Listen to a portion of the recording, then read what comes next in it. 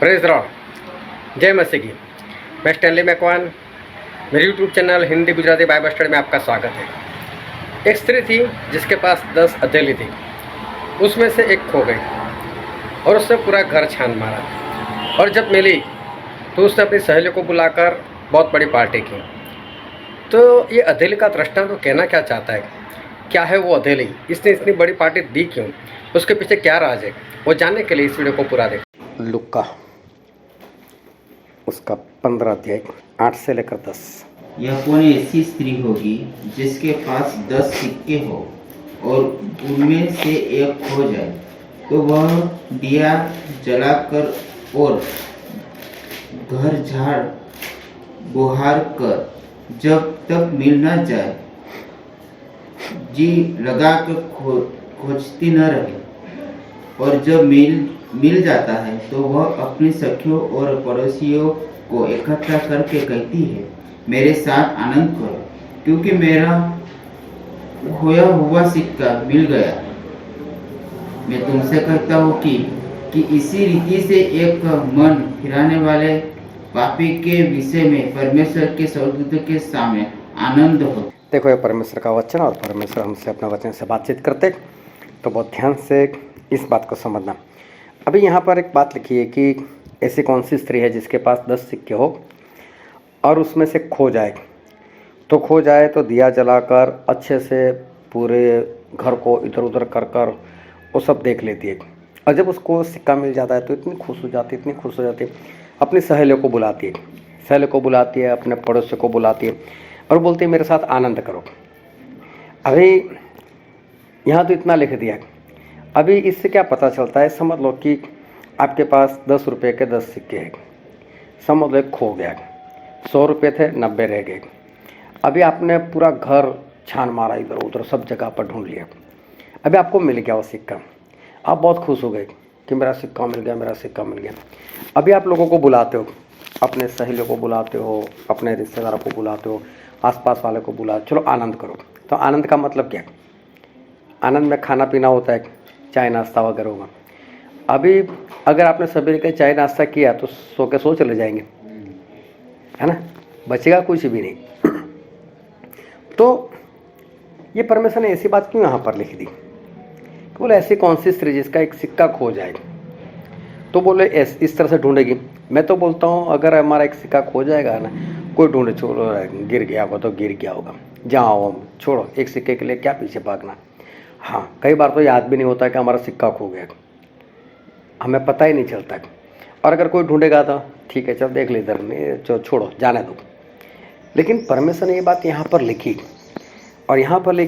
और बहुत बड़ी बात लिखी कि वो लोगों को बुलाती है और लोगों को बोलती है, मेरा सिक्का खो गया तो वो मुझसे वापस मिल गया, तो बोले चलो आनंद करो मेरे साथ। तो इसका मतलब परमेश्वर हमें इस बात के अंदर कुछ बताना चाहते हैं। यहाँ पर कोई आम वाली बात नहीं है, कुछ ऐसी बात है जो परमेश्वर हमको यहाँ पर सिखाना चाहते हैं। तो उस ज़माने में क्या होता था, क्योंकि बाइबल तकरीबन 2000 साल पहले पूरा हो गया, तो उस ज़माने में क्या होता था कि स्त्री लोग जो थे ना, वो गले में एक चैन पहनती थी, समझ लो जिस तरह से हम लोग चैन डालते हैं ना, इस तरह से, लेकिन उसमें सिक्के हुआ करते थे, और वो 10 सिक्के होते थे उसमें। और ये चैन जो है ना, वो कुछ मामूली चैन नहीं होती थी। ये समझ लो, ये माला जो होती थी वो समझ लो कोई ख़ास तरह की माला होती थी। ये कौन लोग पहनते थे? जैसे अभी हमारे यहाँ जो सिख लोग होते, तो मालूम कई लोग यहाँ पर एक कटार लेकर घूमते, एक बेल्ट लगा होता है। तो वो क्यों होता है मालूम? कि वो लोग अपने देवता के आगे कसम खाते कि हम लोग शराब नहीं पिएंगे, हम लोग लड़ाई झगड़ा नहीं करेंगे, हम लोग कोई नशा नहीं करेंगे। ऐसा जब वो लोग अपने देवता के आगे जब तय करते, तब उनका जो धर्मगुरु होता है वो उनको ये पहनने के लिए देता है। वो जितने लोगों ने पहना, मतलब उसने एक कसम खाई हुई है। और वो क्यों पहनते हैं? कि जिससे लोगों को पता चले कि मैं ऐसा वैसा नहीं हूँ, मैं गाली गलौज करने वाला, क्रोध करने वाला या नशा करने वाला व्यक्ति नहीं हूँ। तो ऐसे व्यक्ति के ऊपर लोग क्या करते हैं? भरोसा करते, तो अच्छा इंसान है। तो अगर कोई बात पूछनी हो तो उससे पूछेंगे, राहुल भाई कैसे है, तो कोई तो वैसा बोल रहा है वो बहुत अच्छे है, या चढ़ा बढ़ा कर कुछ भी बोल सकते हैं। लेकिन ऐसे व्यक्ति को पूछेंगे तो वो सच्चा बताए, क्योंकि उसने कसम खाई है वो सच्चा बताना है। मेरा एक मित्र था, जब मैं था 17-18 साल का, तो कभी कभी वो शराब पी लेता था, और जर्दा तो वो हर रोज़ खाता ही था। उसकी भी उम्र इतनी थी, तो तब मैं भी खाता था, तो मैं भी उसके साथ खा लिया करता था। हम दोनों एक ही जगह पर काम करते थे। अभी मुझे तो कॉलेज करनी थी, तो मैं तो 2-3 महीने के लिए काम करने के लिए गया था, फिर मैंने तो छोड़ दिया वो, फिर मैं कॉलेज करने लग गया। नहीं, कभी कभी मिल जाता था। तो एक बार मैंने देखा उसने वो कटार पहना है। मैंने उसको बोला, तू कब से सुधर गया है, क्यों पहना? बोले, जब जो काम करना तो इसको उतार दो, काम करो और फिर वापस पहन लो। बोले तो अगर किसी ने ये उतार दिया, ये तो मेरा मित्र था इसलिए मुझे बता दिया, लेकिन अगर चलते चलते किसी ने उतार दिया, तो उतार दिया मतलब लोग क्या सोचेंगे, यार ये वापस चला गया, ये वापस बिगड़ गया। हमारे अंदर सवाल आता है, वो चाहे पूछे बोले या ना बोले, लेकिन वो निशान वहाँ से चला गया, तो हमको कैसा लगेगा, ये इंसान वापस चला गया, संसार में चला गया, वापस पाप में चला गया। तो उस जमाने में जो स्त्री एक माला पहनती थी, उसमें 10 सिक्के होते थे, और ये माला खास तरह की थी। खास तरह की मतलब कैसी थी कि वो स्त्री पहले तय करती थी, मैं व्यभिचार नहीं करूँगी, मैं चोरी नहीं करूँगी, मैं झूठ नहीं बोलूँगी, ऐसे ऐसे वो सब निर्णय लेती थी। मैं मसीह में चलूँगी, परमेश्वर में चलूँगी, ऐसा निर्णय लेकर वो ये माला पहनती थी। तो अगर उसके जीवन में कभी पाप आ गया, अगर उसने कुछ झूठ बोल दिया या तो चोरी कर लिया, जो भी उसके जीवन में पाप आया, अगर एक पाप आया तो उसका एक सिक्का है ना गिर जाता था अंदर से अपने आप। ये ऐसी माला थी, आम माला नहीं थी। तो चाहे कितना भी अच्छी तरह से उस सिक्के को डाला हो, वो अपने आप निकल जाता था। अभी समझो कि वो लड़की कहीं पर जा रही है, किसी ने उसकी माला को देख लिया, सिक्के गिन लिए, 9 है, इसका मतलब एक पाप तो इसके अंदर है। अभी समझो जिसने किया है वो तो बिंदास है, लेकिन अगर नहीं किया और फिर भी गलती से सिक्का निकल गया तो उसको तो डर लगेगा, क्योंकि माला उतार देती है तो लोग सवाल करते, क्यों नहीं रहा गया तेरे से, पाप के बिना रहा नहीं गया, छोड़ दिया परमेश्वर को। अभी लोग निंदा करेंगे उसकी, उसको ताना मारेंगे, तो माला उतार नहीं सकती। नहीं उतारती तो एक सिक्का गिर गया, वो दिखाई देता है, कौन सा पाप कर दिया, बोलने वाला तो बोलते हैं, कौन सा पाप किया तूने कि एक सिक्का नहीं है। और अगर उसने नहीं किया तो सोचो उसके मन के ऊपर क्या बीतेगी, है ना। एक बार कोर्ट के अंदर केस चल रहा था, तो वकील जो है वो उस इंसान को ऐसा बोल रहा था, मैं जितना भी बोलूँ उसका हाँ या ना में उत्तर देना। तो उसने मना कर दिया, मैं हाँ या ना में उत्तर नहीं दूंगा। तो बोले क्यों? बोले हर सवाल का जवाब हाँ या ना में नहीं होता, कुछ बताना भी पड़ता है हमको। तो बोलता है नहीं, हाँ या ना में उत्तर देना है। तो बोले चलो मैं पहले आपसे पूछता हूँ, क्या आप हाँ ना में उत्तर दे सकते? बोले हाँ दे सकता हूँ, उसमें कौन सी बड़ी बात है।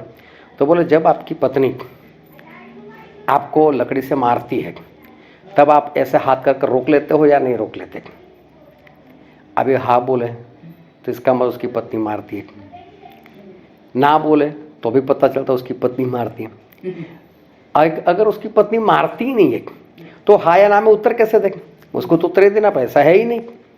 तो इससे ये साबित कर करके सभी प्रश्नों का उत्तर हाँ या ना में नहीं होता, कुछ बताना भी पड़ता है। अभी ये जो स्त्री है, अगर उसने कोई गुनाह नहीं किया, कोई पाप नहीं किया, लेकिन फिर भी सिक्का गलती से किसी तरह से निकल गया, तो लोग देखेंगे तो लोग तो यही समझेंगे कि इसने कुछ गुनाह किया होगा, इसने कोई पाप किया होगा, उसकी तो इज्जत पर आ पड़ेगी। तो यहाँ पर ऐसे एक स्त्री की बात की है कि उसने वो माला पहन कर रखी थी जिसमें 10 सिक्के थे। अभी क्या हुआ कि एक सिक्का गलती से गिर गया, अभी उसकी इज्जत पर है। तो ये सिक्का कोई बाजार में चलाने वाला सिक्का नहीं है, कोई खरीदने वाला 10 रुपये का 5 रुपये का सिक्का नहीं है, ये उसकी इज्जत का सिक्का है। इसने कोई गलती नहीं की, कोई गुनाह नहीं किया, लेकिन गलती से किसी तरह से सिक्का गिर गया।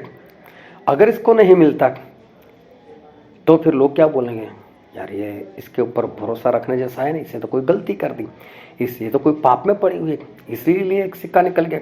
लोग उसको तिरछी नज़र से देखेंगे, ये अच्छी नहीं है, लोग उससे दूर हो जाएंगे, तो उसकी इज्जत पर आप बनेगी। इसको तो सिक्का चाहिए कहीं से न कहीं से। पाप किया हो तो बात अलग है, माला उतार नहीं सकती, उतारेगी तो और लोग बोलेंगे क्यों अब नहीं रहा गया तेरे से, तू पापी है, वैसी है। तो ये लड़की के ऊपर आ पड़ी है। तो उसने ढूंढना शुरू किया, पूरा घर छान मारा, ढूंढते ढूंढते अंधेरा हो गया।